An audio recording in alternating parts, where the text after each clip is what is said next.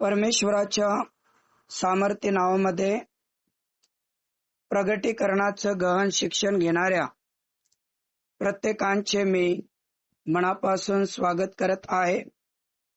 आज परत एकदा त्याच्या पवित्र चरणापाशी येण्याची आणि त्याचं वचन तुम्हापर्यंत शिकवण्याची देवाने मला संधी दिलेली आहे.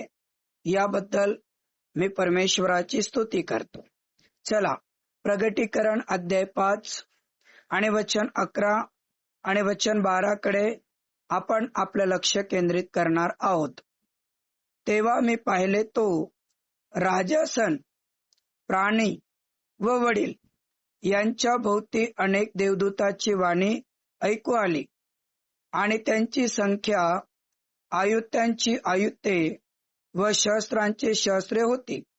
ते मोठ्याने म्हणत होते, वधलेला कोकरा सामर्थ्य, धन, ज्ञान, बल, सन्मान, गौरव व धन्यवाद हे घेण्यास योग्य आहे. परमेश्वर या लहानशा वचनातून आम्हा प्रत्येकांना आशीर्वादित करो. तर पात्मा नावाच्या बेटावर जो योहान आहे, ज्याला हे प्रगटीकरण लिहिण्यासाठी देवाने त्याची निवड केली, आणि तो म्हणतो की मी स्वर्गात नंबर 1 राजासन पाहिलं, नंबर 2 प्राणी पाहिले आणि नंबर 3 वडील, 24 वडील त्यांच्या अवतीभोवती पाहिले. आणि ते पाहिल्याच्या नंतर अनेक देवदूताची वाणी ऐकू आली आणि त्यांची संख्या आयुत्यांचे आयुत्य आणि शस्त्रांचे शस्त्र होती. म्हणजे याने काय काय पाहिलं? राजासन पाहिलं, त्यानंतर 4 प्राणी पाहिले आणि 24 वडील पाहिले. आणि मग त्यानंतर अनेक देवदूताची वाणी त्यांनी ऐकली. आणि अनेक देवदूत म्हणजे आयुत्यांचे आयुक्त आणि शस्त्रांचे शस्त्र, इतके मोठे स्वर्गदूत त्या ठिकाणी होते. आणि मग त्यांच्या वाणीमध्ये कोणते शब्द होते? ते मोठ्याने काय म्हणाले? वधलेल्या कोकऱ्याचं सामर्थ्य, ते काल आपण पाहिलं. त्यानंतर धन, हे पण काल आपण पाहिलं. आणि त्यानंतर ज्ञान, हे पण आपण पाहिलं. आज आपण 4था शब्द बल. बल म्हणजे एक प्रकारची ताकद आहे. बल म्हणजे एक प्रकारची स्वतःवर असणारा एक विश्वास आहे. आणि म्हणून आपण कधी कधी म्हणतो ना, मी तिथं गेलो तर स्वतःच्या बलावर गेलो. मी ते जे काम केलं ते स्वतःच्या बलावर मी काम केलं. तर हे सर्व जे बल आहे, हे सर्व समर्थ देवाचं आहे. आणि हे बल हे घेण्यास योग्य असणारा परमेश्वर आहे. बल घेण्यास योग्य परमेश्वर आहे. बल म्हणजे एक प्रकारची ताकद. कारण जगामध्ये जिथं जिथं भांडणं, तुझं माझं होताना दिसत आहे. तर ज्यांच्याकडे पैशाचं बल आहे, ज्यांच्याकडे ताकदीचं बल आहे, ज्यांच्याकडे संख्येचं बल आहे, ते लोक गोरगरीब अनाथ विधवांवर वेगवेगळ्या प्रकारचा अन्याय आणि अत्याचार करतात. कारण त्यांच्याकडे शक्तीचं बल आहे, पैशाचं बल आहे आणि सामाजिक बल आहे. परंतु या सगळ्यापेक्षा अतिशय महत्वाचं बल परमेश्वरापाशी आहे, जिवंत देवापाशी आहे. आणि म्हणून जे लोक या ठिकाणी देवावर विश्वास ठेवतात, अशा प्रत्येक व्यक्तीला बल देण्याचं ताकद, बल देण्याची शक्ती हे परमेश्वरापासूनच प्राप्त होत असते. त्यानंतर 5वा शब्द वापरला प्रगटी 5 आणि वचन 12 मध्ये सन्मान. आता सन्मान या शब्दाचा अर्थ काय आहे? तर सन्मान या शब्दाचा अर्थ आलेल्या व्यक्तीचा आदर करणे. ज्याप्रमाणे प्रभू येशू ख्रिस्त म्हटला की ज्या घरात तुम्ही जाल त्या घरातल्या लोकांनी जर तुमचा सन्मान केला आणि ग्लासभर पाणी जर तुम्हाला पिण्यास दिलं तर त्यांचं प्रतिफळ स्वर्गात कधीच कमी होणार नाही. परंतु एखाद्या घरी जर तुम्ही गेले आणि त्यांनी जर तुमचा सन्मान केला नाही, त्यांनी जर तुमचा आदर केला नाही, तर तिथून निघताना आपले पाय झटका आणि मग न्यायाच्या दिवशी मी त्यांना योग्य ते प्रतिफळ दिल्याशिवाय राहणार नाही. म्हणजे सन्मान घेणारा परमेश्वर आहे आणि परमेश्वर सन्मान योग्य आहे. आणि म्हणून जेव्हा जेव्हा जे जे काम आपण आपल्या हातात घेतो त्या प्रत्येक कामात परमेश्वराचा सन्मान व्हायला पाहिजे. चाहे तुम्ही गाडी घ्या, चाहे तुम्ही शेती घ्या, चाहे तुम्ही एखादी मोबाईल घ्या, चाहे तुम्ही एखादी प्राणी घ्या, प्रत्येक गोष्टीत जर परमेश्वराचा आदर, परमेश्वराचा सन्मान जर केला प्रियांनो, तर आपल्याला सर्वात मोठे आशीर्वाद मिळतो. कारण आपला जो जिवंत देव आहे, पाचवी गोष्ट की तो सन्मान घेण्यास योग्य आहे.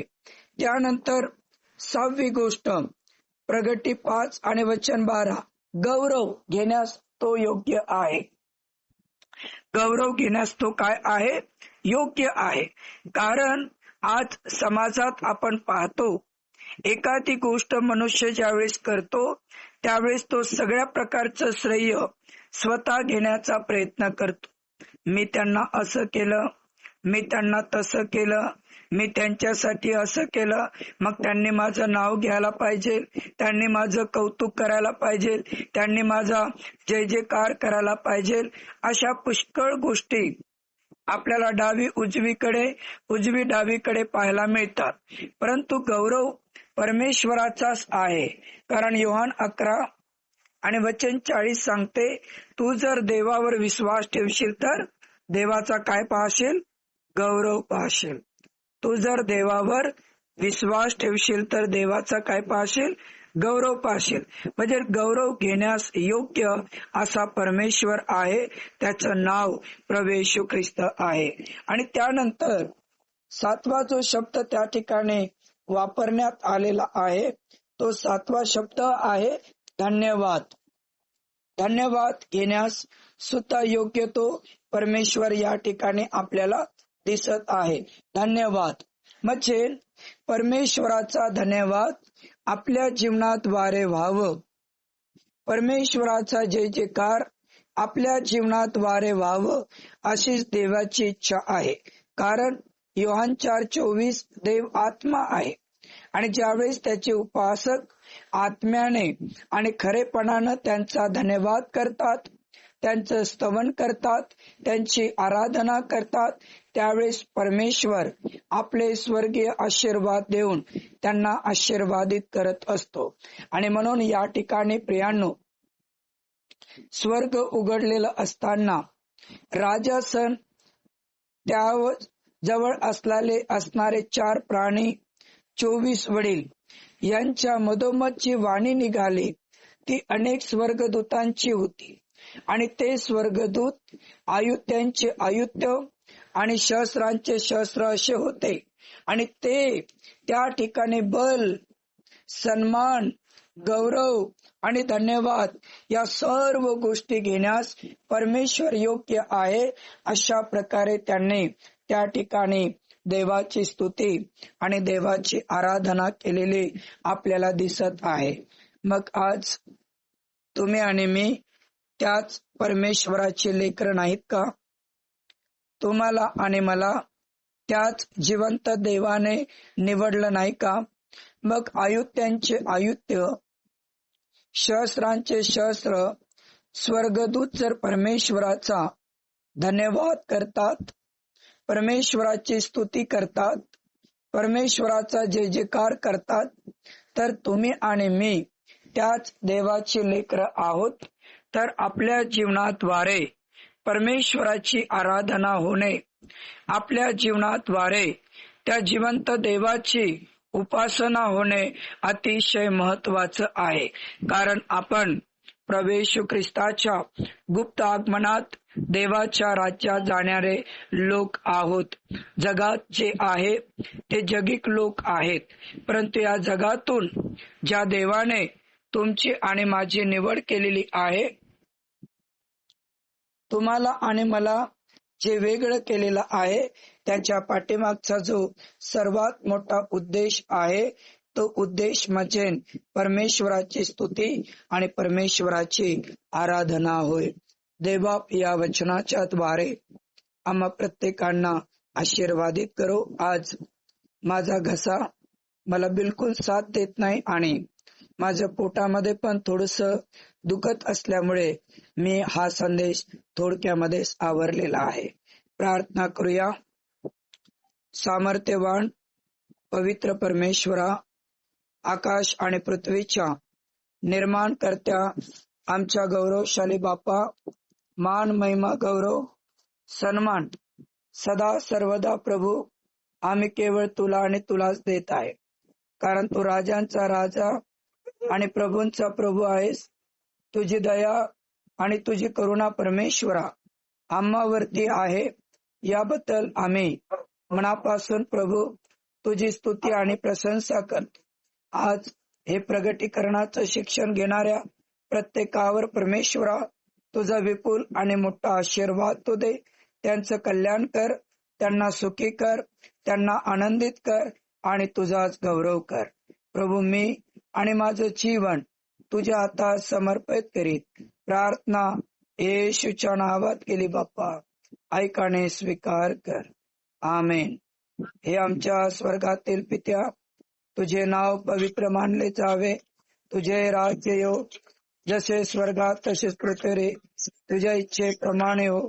आमची रोजची भाकर आज आम्हास तू दे, जसे आम्ही आमच्या ऋणासरून सोडले तसेच तू आमच्या ऋणासरून आम्हास परीक्षेत आणू नकोस, वाईटापासून सोड, कारण की राज्य, सामर्थ्य आणि गौरव ही सर्व काळ तुझीच आहे.